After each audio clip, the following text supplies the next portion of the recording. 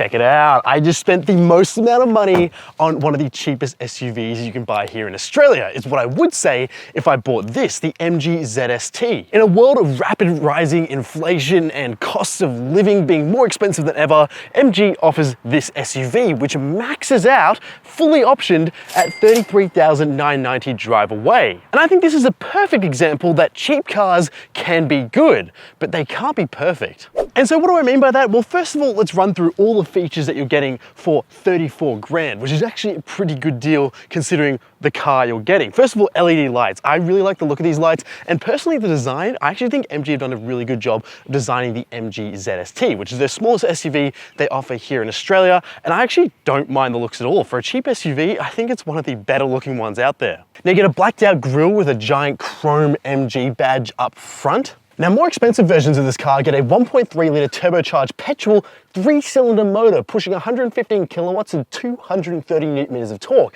sending power just to the front wheels through to a 6-speed automatic transmission. Now, you are getting 17-inch wheels, which are dual tone, so they do look more interesting than normal alloy wheels. And on the inside, you have red brake calipers, which is again, very interesting to look at. Now our wing mirrors here have some camera bumps on the side for our 360-degree camera, and we also do have keyless entry, which is pretty good to see on a car that's meant to be a more budget alternative. Now you also get these silver roof rails to help make this thing a little bit more practical, and obviously makes this thing look a little bit more like an SUV. And at the back you do get these LED tail lights. You get ZST to let everyone know that you've got a ZST, and I guess T here means turbo because we do have the turbo motor. But of course MG couldn't help themselves, and they put a couple of fake exhausts on here where the real one is actually down over here, which is a bit annoying because MG does make some cars with real exhaust exits, but here it's as fake as what the Germans would put on their own cars. And now I've just noticed the word trophy, which is a badge, is only put on the left side of the car. And so using MG's own website, I couldn't even tell you what trophy means in context to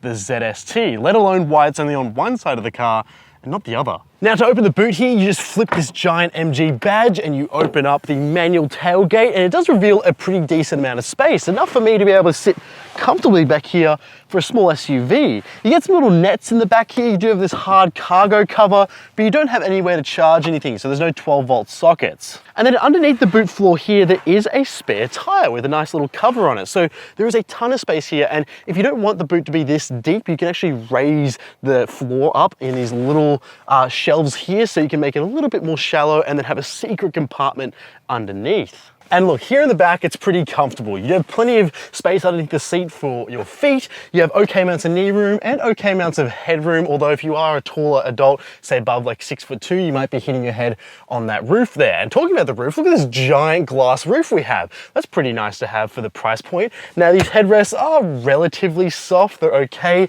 We don't have an armrest, which I find a bit annoying. And we do have a pretty sizable transmission exhaust tunnel, which will make sitting here in the middle seat just a bit annoying. But we do have 2 USB ports in the back, but they're not USB Type-C, they're USB Type-A. And there's a tiny cubby here, but there's no air vents in the back. And what I find comical back here, these tiny windows, which are no bigger than an iPhone screen just placed behind my head here. Now look, I do appreciate the extra light, but they are pretty funny to look at. And look, up here in the front, it's an okay interior. The things that sort of annoy me are the materials the seats are made out of. This like faux leather does creak and squeak a lot. It doesn't feel so great, but it does look good. And I especially do like the red stitching and the red MG badge embossed in here. We also do have this fake carbon fiber material that's put up here on the dash. It's meant to look like a carbon fiber weave.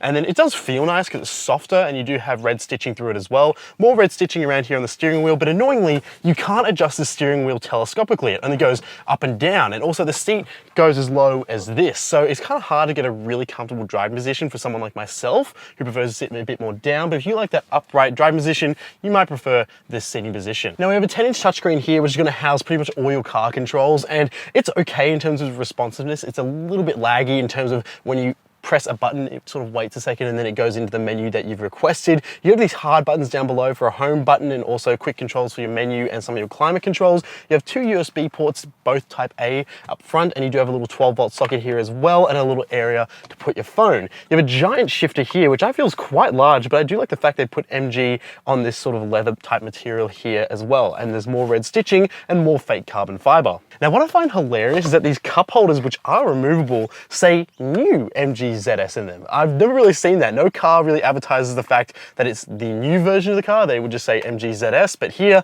MG wants you to let you know that you are in the new MG ZS. Now there's no heads-up display, and the thing with the dashboard as well is that it's got this like fake stitching through it, which is sort of just, you'll see that in some cheaper cars, not just MG. And you do have a semi-digital gauge cluster. They'll call it a fully digital gauge cluster, which it sort of is, but there's two LCD displays on either side, but the proper screen is in the middle, which is a bit smaller than that. And it's going to house a bunch of information, and some information I found really interesting is that you can actually get tire temperatures apparently, and also, you know, you have tire pressure monitoring and all the usual stuff, and you can also see the voltage of your battery, which is very specific as well. But I can appreciate MG lets you dive a bit more deeper into the car's details while you're driving it, even though most buyers probably won't care about that. And so look, overall construction here is pretty decent. There's obviously plenty of hard plastics, but nothing out of the ordinary for the price tag. But now it's time for me to tell you why you need to buy the 3-cylinder over the naturally aspirated 4-cylinder, which you can get in the cheaper versions of this car. Now the door feel of the MG is okay. You do have push button start here, and sometimes the radio will jump on like that. You have an automatic handbrake, and away you go. I really like the 360-degree parking camera. A lot of dings and blings that happen in here, but I do like the warning sounds. They're not too basic. Like some other big brands, like Mazda have some pretty questionable basic sounding tones, and I think MG does a better job at that, so it sounds a bit more soothing to hear those tones. They're not like microwave beeps. Now, as we're driving along here, the 3-cylinder motor does a really good job of just rolling on the torque. It sort of just gets going. The torque converter in this 6-speed automatic transmission does a good job, and it just sort of moves with no fuss. So it's really just jump in, start and go. There's nothing too complicated about it. Now, as I mentioned, the driving position is okay here, but I just want to sit a bit lower and a bit more adjustment with the steering wheel. You can't get much more adjustment, like I mentioned, because it only moves up and down, and the seat only goes down this much. So you are going to be sitting in a more traditional SUV type seating experience. Now, the good news about riding on 17-inch wheels is that the suspension is nice and plush. You just sort of bump over bumps. There's no real like harsh sort of hits to the body, which I think is quite good. Now you do hear that 3-cylinder thrumming around in the background. It makes like a sort of, a thrum sound, and it doesn't sound too bad. Now the steering feel leaves a lot to be desired if you are jumping out of something like a hot hatch, which I'm also driving this week, but it's okay. Look, everything works here just fine. Now let's go through all the basics. So of course we have front wheel drive. So how does that feel? Well, it doesn't feel like that it loses grip ever, because there's not enough power here to spin those wheels too aggressively, and even through corners in the wet, does a pretty good job of keeping the grip on. Now something I noticed which was a little bit disappointing was how much lag there was between putting your foot down, so say if you had to quickly get away, and the actual engine and transmission responding to that. So let's say we're cruising up here in drive, a normal driving scenario, and all of a sudden we want to put our foot down. There's just that little bit of a lag, and that can be just a little bit frustrating once you notice it. Now going through corners, the body does experience a fair amount of, lean and roll. I've noticed this about MG's SUVs before, where it feels like the wheels are just tucked in a little bit too narrow compared to the body, so it creates this sort of like on stilts, or like, you feel very upright when you're going through corners. You don't really feel like you're settled down carving through corners at all. So yeah, it's a very upright driving position, and that's also enhanced by the actual physical driving position you have in your seat. Now you do have a sport mode. You can whack the transmission into a sport mode, which then puts it into S, and you can go through here, and it just sort of holds revs a bit more, and gets a little bit more out of this 3-cylinder.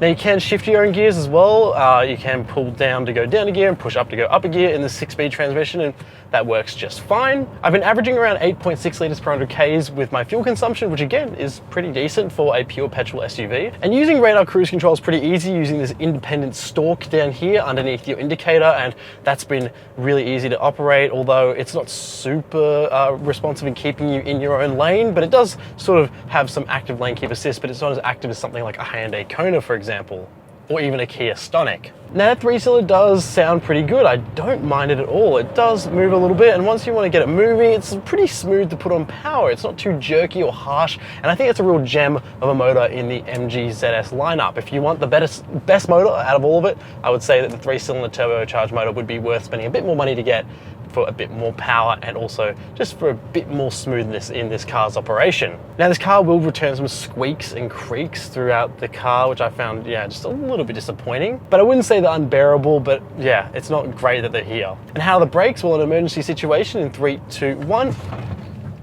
this car will pitch forward quite aggressively because it's quite light, but it does stop relatively well. And this car does a pretty good job blocking out a lot of sound. As you can hear on this road, it's relatively quiet. There's not a huge amount of road noise coming through the cabin, but there is a bit of wind noise that happens above 100 kilometers an hour. I'm not too sure if it's due to those rails up above or just because of how upright this car is, but yeah, there's a tiny bit more wind noise when you're just cruising on highway speeds. And yes, when you are up at speed, the steering ratio does feel quite good. And look, it's one of those cars that is just intended to be a very easy daily driver. It's not something that's meant to be like a hot hatch. It's not meant to be something that's, you know, meant to make you enjoy driving as much as MG might say. And look, the driving experience doesn't really surprised me at all. It's my first pure petrol MG I've driven, and I have to say the 3-cylinder is quite good, but apart from that, it's just everything I would expect for a car exactly at this price point. We do have our creature comforts here, but there's nothing really added to the driving experience if you spend more money unless you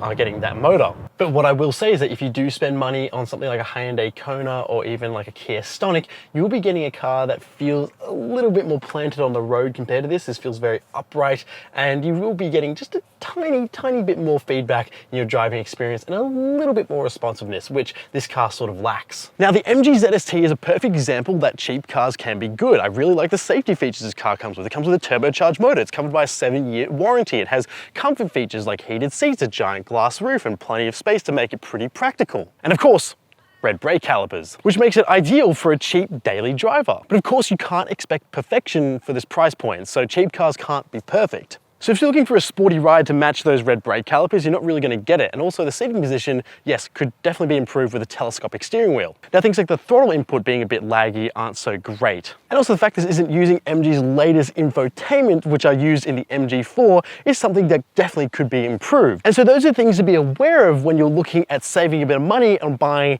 a top-end model of a more affordable SUV like the MG ZST. Now, thanks for watching. My name's Cameron. Make sure you follow us on TikTok and Instagram to check out all the behind-the-scenes stuff for the cars we cover here on Product Review Cars. Make sure you leave a comment. Would you buy an MG down below? I would love to know your thoughts. And also, make sure you subscribe so you don't miss out on any future videos here on this channel. Thank you so much for watching. I'll see you in the next one.